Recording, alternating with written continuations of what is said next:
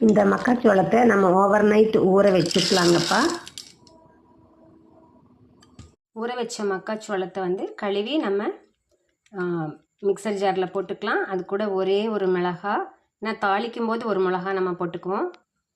கொஞ்சமாக சீரகம் கொஞ்சம் கூட சேர்த்துக்கலாம். இதோட இதுக்கு தேவையான அளவு கல்லுப்பு போட்டு கொஞ்சமாக தண்ணி விட்டு நம்ம அரைச்சிக்கலாம்.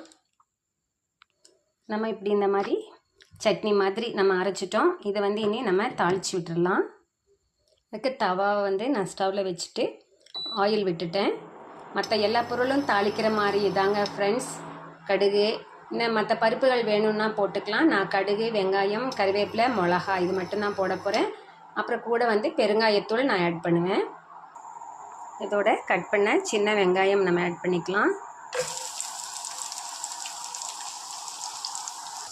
இதோட கறிவேப்பிலையும் ஒரே ஒரு சிகப்பு மிளகா கிள்ளி போட்டு ஆட் பண்ணிக்கிறேன்.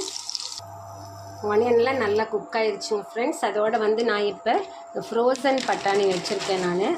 ஸோ அதுதான், ஏன்னா உசிலிக்கு வந்து நம்ம ஏதாவது வெஜிடபிள் போடுவோம் இல்லைங்களா, அதனால் வந்து இப்போ நான் ஃப்ரோசன் வெஜிடபிள் போட்டு செய்யலாம் அப்படின்னு இதுதான் நான் இப்போ ஆட் பண்ணுறேன்.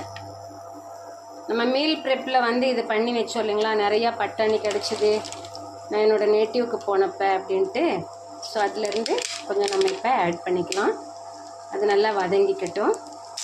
இந்த மாதிரி எல்லாமே பியூட்டிஃபுல்லாக குக் ஆகிடுச்சுங்கப்பா.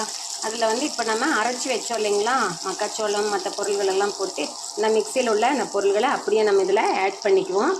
ஆனால் நிறையா தண்ணி கலந்துக்கணும். இதில் இந்த மிக்சி ஜாரை வந்து வாஷ் பண்ணி இதில் தண்ணி விட்டு நல்ல தண்ணி மாதிரி ஆக்கிடணும்.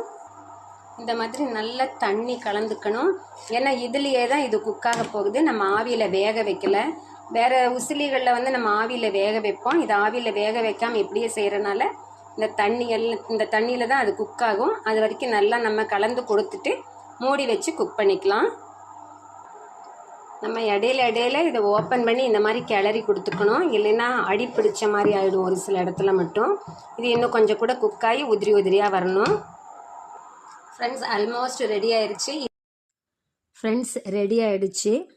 அதாவது மக்காச்சோளம், பச்சை பட்டாணி, மெய்ஸ், க்ரீன் பீஸ் உசிலி வந்து ரெடி ஆகிடுச்சிங்க. பாருங்களேன், அப்படி உதிரியாக வருது. இப்போ இது வந்து நம்ம ஆவியில் வேக வச்சும் செய்யலாம். அந்த மாதிரி செய்யும்போது வந்து நமக்கு இதை விட கொஞ்சம் டேஸ்ட் கம்மியாக கிடைக்குது. அதனால தான் நான் வந்து இதை ஆயில்லையே வதக்கி அப்படியே நான் வேக வச்சிட்டேன். ஃப்ரெண்ட்ஸ், இது வந்து ஒரு நியூட்ரிஷியஸான ஃபுட்டு. நீங்களும் இதை செஞ்சு பார்த்துட்டு ட்ரை பண்ணுங்கள். சாப்பிட்டுட்டு எனக்கு ஃபீட்பேக் கொடுங்க. See you, best wishes, bye bye.